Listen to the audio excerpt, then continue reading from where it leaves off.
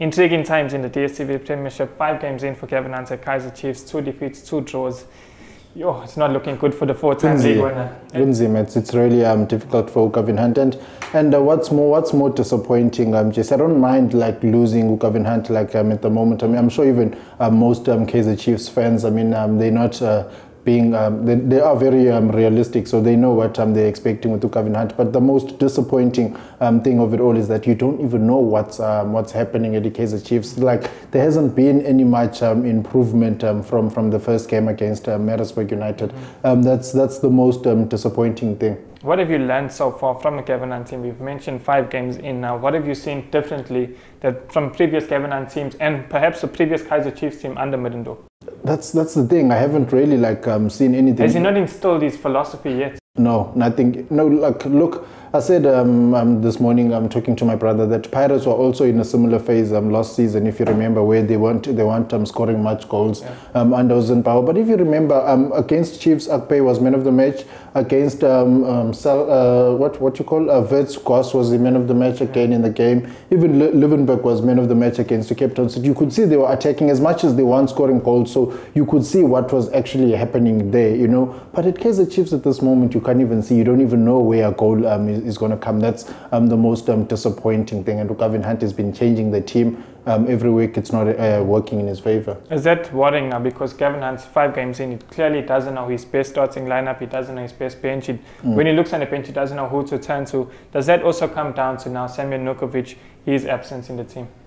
I really don't think so. It's actually 8 games if we count the 3 MTN8 games. So yeah, that's a lot of games. We should be at least seeing something now that, okay, this is what's happening. All right, there was a bit of consistency in the last 2 games. He kept the same back 3. He used my wing backs. Okay, the team conceded 3 goals, which was still very disappointing. So it will be interesting to see what he's doing. But yeah, in terms of consistency, we haven't seen much. Umanyama in this game is playing right wing, in the other game is playing behind the 2 strikers. So there's a lot that's happening at the Kaizer Chiefs, and that's the most disappointing thing. That back 3 stroke back 5, is that something now Gavin Hunt is trying to implement? I mean, he's probably trying to, show up the defense. Perhaps he felt that Kaizer Chiefs lacked a strong backline before. Perhaps he's trying to show up that, and it's really lacking up front. Yeah, look, we know Gavin Hunt is not a coach that likes to concede a lot of goals. If you look at his team from Everts, they never used to concede much goals. I mean, the clean sheet Ukos used to get, it's out of this world. So, but is it the balance though? I think he's trying to like protect the goalkeeper first, and then he can start to build. But I think he's using the wrong players to do that, because it's really not working. Every time Chiefs get the ball, they look at the wide areas, and you've got Upilani Zulu along with Ukhotso Muleko, who can't even cross a ball for their lives. But every time the midfielder gets the ball, they have to look at the wide channels, and it's really not working. And the team is still conceding goals also. So that's the disappointing part for me. What I did notice against Swallows in particular is that Castro also tends to drift wide in. I think he's used to playing that second fiddle striker behind Nukovic, and he's also going in the wider areas. And when he's crossing, there isn't another Castro to look for in the box. So I think that's where Chiefs are getting it wrong as well. Again, I mean, that's also frustration from Castro. Against the Golden Arrows, he wasn't doing much of that. He was in the box, and he was managing to get those chances. He even scored 2 goals. But because of the lack of his supply, because every time the midfield gets the ball, wide areas, and then so if you're a Castro, you end up getting frustrated. You end up going to collect balls yourself, and which isn't working. What does that now mean for Kaizer Chiefs? Obviously, the CAF Champions League campaign begins in Cameroon this weekend. Yeah, it's going to be interesting and difficult at the same time. I think Gavin Hunt, it's high time now he decides whether to play the youngsters. If we abadlalise once, and then if he's sticking with the old guns, let him stick with them, and let's see what is he doing. What would you do? I'd build for next season, because I mean, starting with the young guns. Exactly. I mean, guys like Darren Macheke, I think he was a little bit of impressive.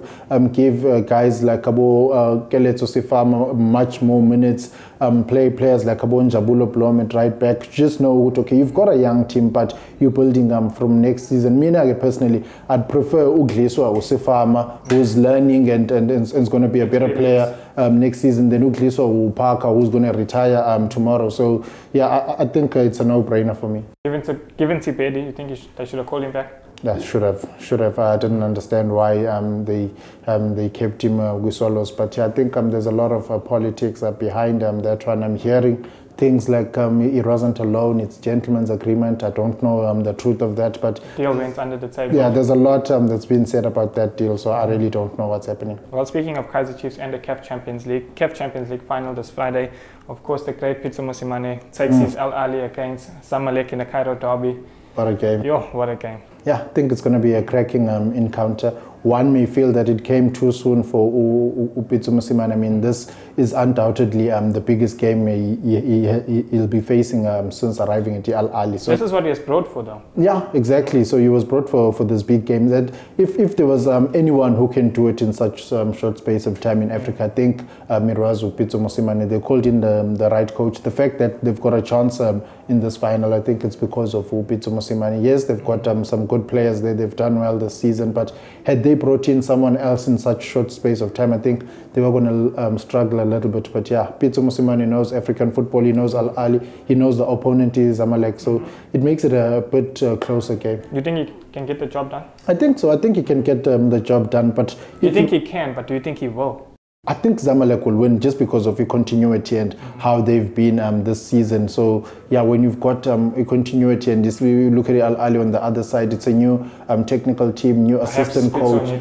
So I think Pitso needs more time. But yeah, I mean, in the future, I think Pitso with more time, he'll definitely win games like this comfortably. But for this one, if you put me in the corner, I'll say it's a little bit of a 51% chance for Zamalek, yeah, but I do say Pitso has a 49% chance, which is like more or less 50-50. Exactly, well, but if you put me in a corner, I'll say Zamalek. We do know that the demands are very high at Ahly. Definitely. If Pitso doesn't win this, do you think it's considered failure in his short time, considering he's won the league now?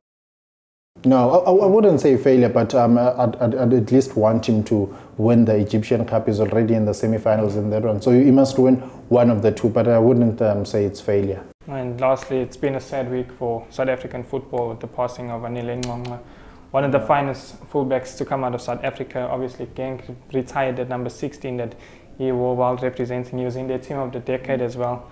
It's a sad time. Yeah, it's very sad. I mean, condolences to the family. It's very sad, and a lot of people didn't realize the big players who Anele played with in overseas and what a big name he is in Belgium. I think people took that lightly, but yeah, I mean, what a gentleman, and yeah, may his soul rest in peace. Well, we're going to leave it on that note. Make sure to tune in next week, and don't forget to hit that like button and subscribe to our channel for more content. See you next week. Banele. For more soccer betting tips and previews, get the latest copy of Soccer Betting News for only 10 Rand at your nearest Hollywood Bets branch or news agents.